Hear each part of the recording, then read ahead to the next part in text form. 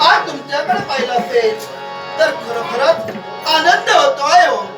पण एक सारखं मन कसं संभ्रमित झालंय, कारण स्वर्ग, मृत्यू आणि पाताळ या त्रिभुवनात आपली भ्रमंती असताना या मृत लोकांच्या ठिकाणी या अवंतित नगरी मी सहजच दिसणार. बरोबर आहे, कारण प्राणेश्वर घडत नाही.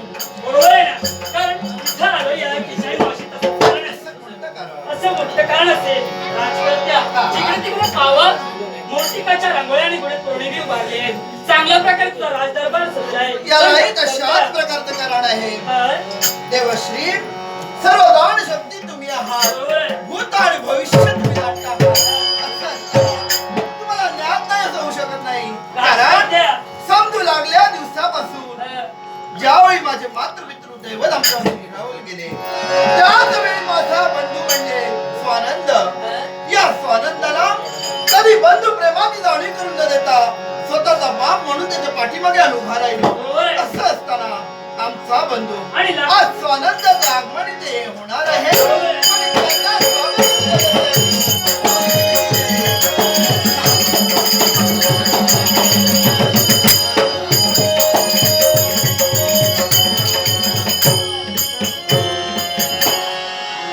वर्षाच्या प्रदीर्घ कालानंतर आमची पावलं आमच्या राज दरबारा ठिकाणी पडली. राष्ट्रवासून राज दरबारपर्यंत सर्व प्रजाजन सुस्वागतासाठी सिद्ध झाले. पण प्रथमतः आमचा दादांचा शुभानी मंगल आशीर्वाद ना ते कधी क्रमवार पूजानी पवित्र चरणी स्वानंदाचा सविनयी प्रणाम. दूत शर्करा रोग यालाच म्हटला जातो. देवश्री हे सज्जन तारक जगदोदार त्रैलोक्य पुरुष तुमच्या पूजा आणि पवित्र चरणी राजभाग दादा तुमचा आशीर्वाद मिळाला पण हवं तसं मनाचं समाधान नाही झालं आमच्या. कारण हा दूध शर्करा रोग आहे. देवश्रीचं आगमन काही आश्चर्यजनक म्हणून या चरणाची चरण सेवा केल्याशिवाय आमच्या अधीर झालेल्या मनाला समाधान नाही. नमन करीतो मला द्यावा शिष्य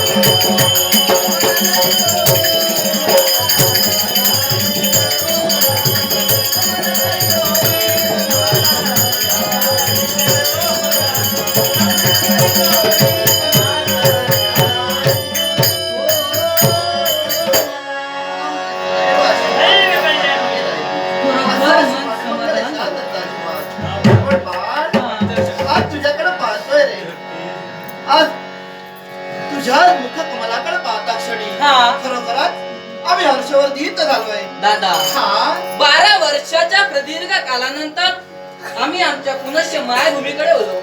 आज तुम्ही हर्षभरीत झालात. या शुभ मुहूर्तावर देवर्षी आगमन झालंय.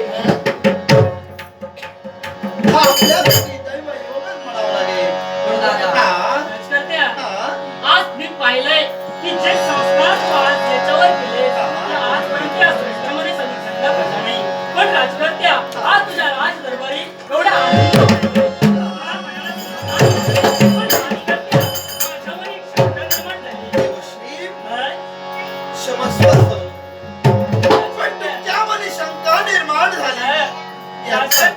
मला एक सांग रे, आज तुझ्या लाख प्रजनन प्रसिद्ध आहे. मला सांग तुझी जी प्रजा आहे ती आज थोडी सुखी आहे का? नेहमी देत असते.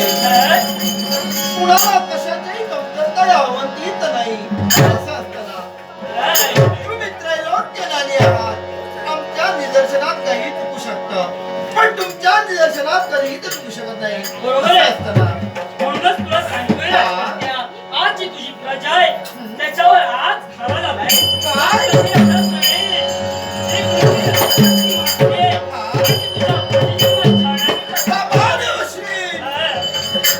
सहजच बोल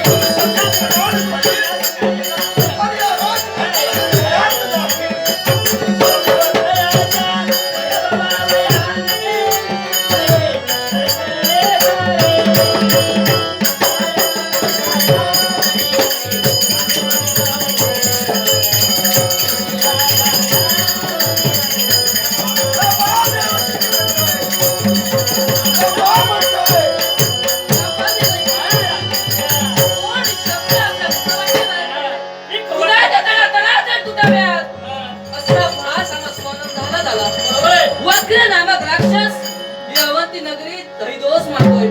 त्याला देवाने विस्तारित केलंय. चिंता नसावी. हा राजकर्ता अजूनही खंबीर आहे. कुठलाही संकट कुठल्याही क्षणी आलं असेल तर स्वतःच्या प्राणाचे आलेल्या संकटावर मात करण्यासाठी या क्षणी उतरच्या पावलाने निघाला आलो चिंता.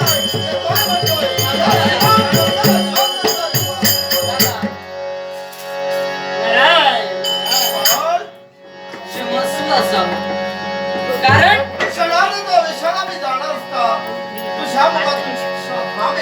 यालाही कारण आहे. कारण लहान आणि मोठ्याचा मार्ग रोखायचा नसतो तर राखायचा असतो. पण आम्ही तुम्हाला थांबविला याला कारण कोण असेल? ज्या गुरुभाऊने आम्हाला विद्या अभ्यास दिला, ज्ञानाचा भवसागर आमच्या नेत्रासमोर उभा केला, त्याच अभ्यासाचा योग करून आमच्या जीवनादी नाभी संधी.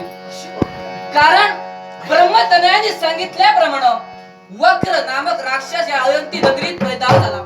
हरिदोष पाडण्याचे कार्य त्याच्या गर्भी करण्यात आहे. त्याचा शेवट करण्याची संधी या स्वानंदाला द्यावी. आज समाधानी आहोत आम्ही रे. तुझ्या मुखातून सहज शब्द बाहेर पडले. हे संकट एका क्षणी तुझा बंधू एका क्षणी जात असताना त्याला थांबवण्याचं कर्तव्य तुझ्यातून घडलंय आणि तुझ्या बाहूस तडपावू लागले की आलेल्या संकटावर मात करण्यासाठी. पण असं तरी भावनापेक्षा कर्तव्य महत्वाचं असतं आणि याच कर्तव्याची पूर्तता करण्यासाठी आम्हाला तिथे जाणं योग्य आहे. पण दादा कर्तव्य निष्ठ म्हणून हाती कणकण बांधलात. भक्त रक्षणासाठी नव्हे तर आमचं ब्रीद आहे. परोपकाराश पुण्याश पापाश परविराम. प्रत्येक माणसाने आपल्या जीवनात परोपकार केला असेल तर पुण्य असतं आणि पापाचरण केलं असेल तर त्याचा जीवनाचा शेवट होतो. प्रत्येक माणसाने उदर ताट मानेने जगावं.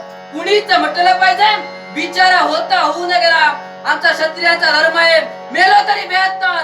पण परमेश्वर घटनांना सुखमय करण्याचा. समाधानी आहोत.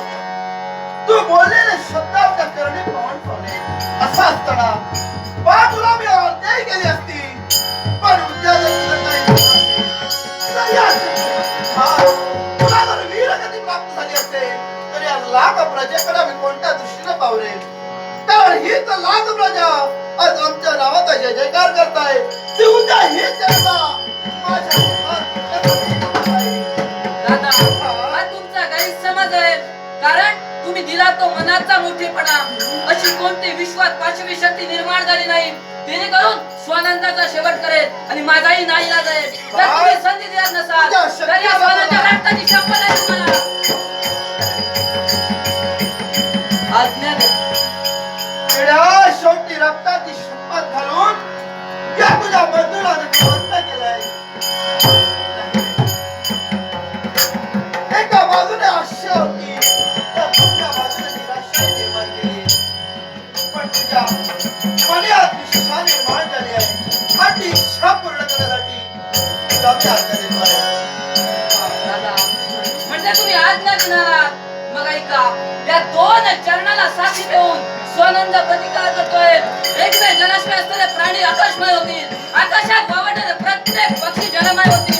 समुद्र आपली मजा आवडेल. पण स्वानंदाच्या मुखात निघणारे शब्द कधीही सत्य होणार नाही. ही सत्वाची परीक्षा नव्हे. ही शपथ घेऊन आज स्वानंद करतोय. स्वानंद घेऊन तव चरणाची जाईन असुरा महाराजा.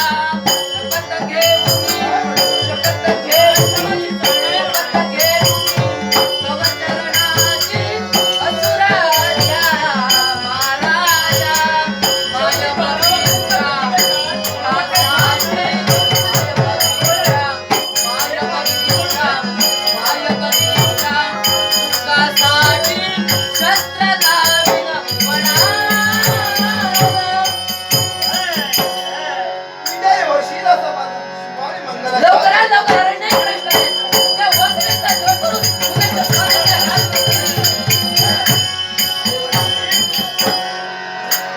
त्या पावलाने मला बंधू गेलाय. बरोबर आहे. पण त्या बंधूच्या रक्षणासाठी निश्चितच जायची करायला पाहिजे. हा, देव करायला पाहिजे.